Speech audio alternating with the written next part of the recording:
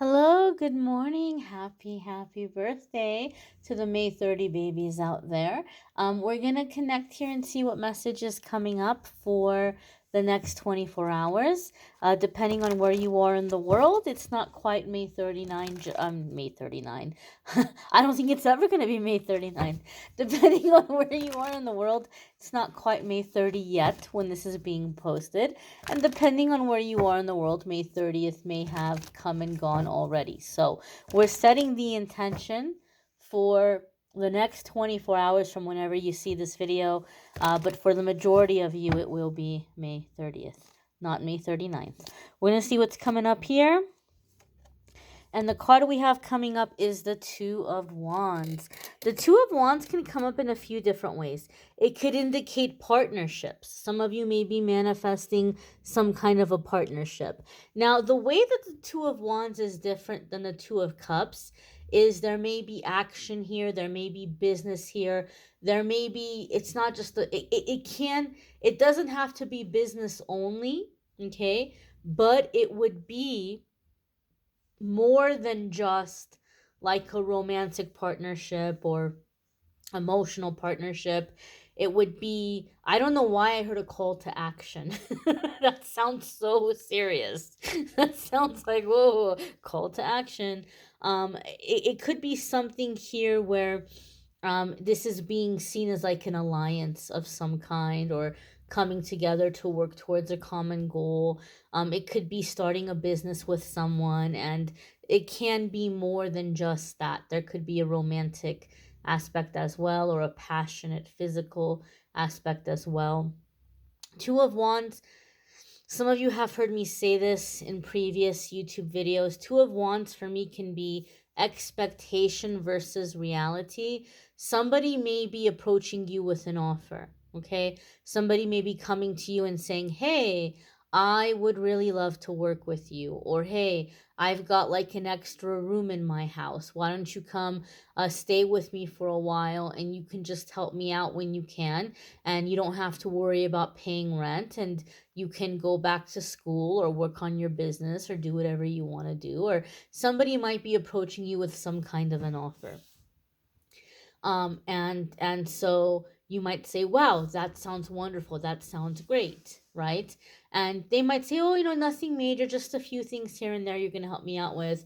Or they might say they want to start a business together, and they want to do everything equal 50-50. And you say, oh yeah, equal 50-50 sounds great to me.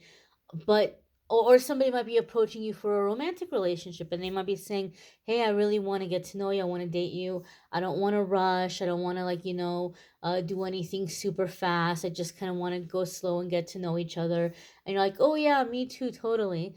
But you all might not have the same definition of these things, so it's good to ask questions. In this being said, right, the reason why this is coming up, so that you can enjoy this partnership, so that you can go into this happy, instead of going into it with a different expectation and then feeling disappointed. Because sometimes we're disappointed and the situation's not really a bad situation. We're just disappointed because we thought it was going to be something else, or we thought it was going to go a little bit different. But in reality, it's really not a bad situation. And so sometimes we throw the baby out with the bathwater, so to speak, because we're like, well, this isn't what I thought it was going to be, so forget it. And we're like really quick to just give up on it. You could avoid that disappointment if you can communicate early on, right? If you have somebody that's saying, hey, come stay with me for a little bit, and, I can help you out, you can help me out, and, you can just help out with the kids a couple of, times a week or whatever, and you just think you're gonna maybe cook a couple of meals during the week, maybe you'll do some vacuuming, maybe you'll drop the kids off at school a couple of times in the morning, and then you get there and it's like every night of the week, oh, I have to work late, and then I'm going out after. Please make sure the kids have dinner, make sure they eat, make sure they, go to bed at a certain time. I don't know if I'm going to be back in time to get them to school school in the morning, wake them up at this time. Oh, you know what? I noticed, the roof is leaking. If you can see if you can get that fixed, maybe you can get up there and take a look. And you're like, wait a minute, wait a minute, wait a minute. I didn't know I was going to be around the clock care. I didn't know you were going to be sending me up on top of the roof. Like, that was not at all what I had intended. So before you pack your bags and show up there, ask questions. Okay, what kinds of things do you need help with around the house? What kinds of things would you be asking me to do? How many hours a week? What would like the hours be? These are the hours that I'm not going to be available, or this is the time that I need for myself, or like this is the time to get the things clarified so you don't get in there and then have this friction and have this weird dynamic. Somebody is telling you they want to get to know you, but they don't want to get super serious right away. And you may say, hey, that sounds great to me. But your idea of not being super serious and their idea of not being super serious may be completely different. You might think that you guys are getting to know each other and it's exclusive, but you're just not rushing to announce it to your friends and family. The other person might be like you all are getting to know each other, but they're also getting to know 50 other people. Right? And here you are not getting to know anybody else, focusing on this one person. So it's a good idea to ask and to know. That way you know where you stand. Oh, okay, all right, well, we're getting to know each other, but we're still also getting to know other people. Okay, cool, I can do that. Okay, what's your idea of, taking it slow? Oh, okay, all right, I can do that. Otherwise, we get our expectations we get our expectations up and then we're disappointed. Okay. And also when you have these conversations, it gives somebody a good idea to figure out what your expectations are, right? So they know what you're going to expect. They're going to know what's not going to fly with you. And they can make their decision if they're going to step up, if they're like, nah, I'm not going to step up. But at least you'll know and things will be in the clear. If you're doing a business partnership and they're saying 50-50, okay, it's going to cost, this much money. That means you're putting in 50-50, or like, what are the work? What are the assignments? You might want to have things in writing. You might want to have agreements in place. Otherwise, we just end up in situations where we could be feeling very frustrated. And so there's a situation here where you're just going to have to communicate. You have an offer coming your way and you have to communicate. Now, Two of Wands also comes up where we really have to weigh the pros and cons of a situation. I feel some of you are being presented with an opportunity where it's requiring you to do something you really don't feel like doing, but the gain or the outcome is going to be very positive. And I'm saying this kind of like cringing a little bit because Spirit is showing me an example of like moving. And I'm hoping that it's just an example that Spirit is giving me. But I'm tired of moving. I've moved around a lot. And so like I'm thinking of like moving, like somebody might come up to move and I would be like, oh gosh, please not again. But like the outcome would be really good.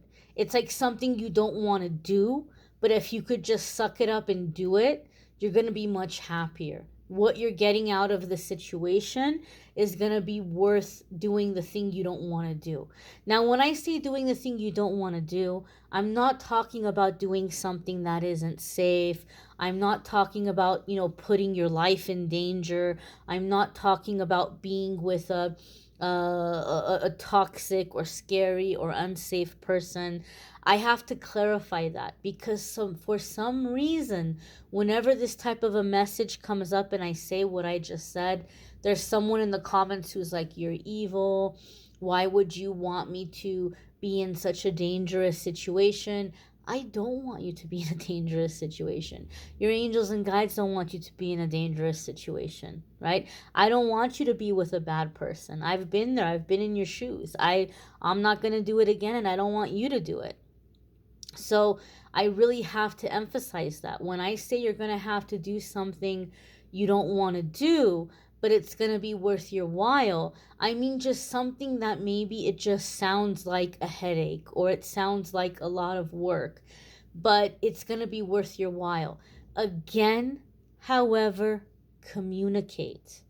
Make sure you have a good understanding of how things are going to go. What are the expectations? What are the requirements? What are the time frames? Ask questions. Have a good plan in place, and then you won't have disappointment. You'll go into a situation knowing very full well what it's going to be and how it's going to move forward. And then it could be like a well oiled machine that's running smoothly and giving positive results and being productive versus like just this crazy, chaotic, what's going on? I didn't know this was going to happen. I didn't know this is what you meant. Well, and then you're trying to figure it out as you go, right? Instead of doing that, having the plan in place, having the communication in place. So ask questions.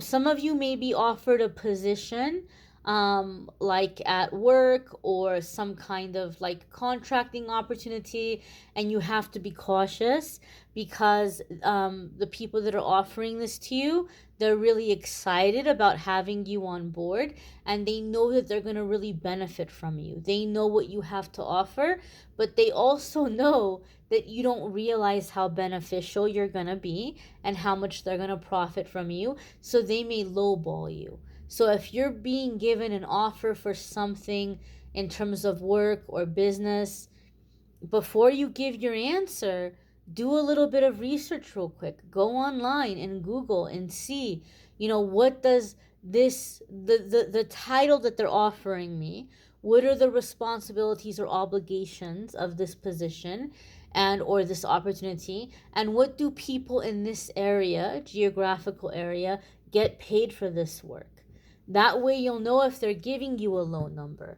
Also, if you're looking up titles and things like that and responsibilities, it'll give you an idea on if they're giving you extra work, right? They might be taking a couple of different things and mashing them together and having you do all of it. And you can say, well, I realize that these are the responsibilities, and so these responsibilities fall under the title of this position, but all this other stuff is like, it's like another position. So maybe this salary or this offer is fair for the title you're telling me, but because there's all these other responsibilities or obligations, I think a little bit more would be fair. And you could give your price, you can give your counter. And so this is a way that you can negotiate increasing your salary or increasing your pay in an educated way, in a way where you have information, you have logic, you have facts, right? That way they're not saying, oh, well, no, this is what it is and this is what it goes for. Yeah, but that's for these requirements. That's for these obligations and responsibilities. This is all of this plus more. So the salary should be all of that plus more, right? So you can go in confidently negotiating, right? And getting what you deserve or getting what you're worth. So some of you may be negotiating in terms of salary or offers or things of that nature. You may want to check out the weekly forecasts. I'm going to be linking those in the playlist as I get them up. They are popping up here, and you'll see them. Love readings for June are done. I'm linking that in the description of the video.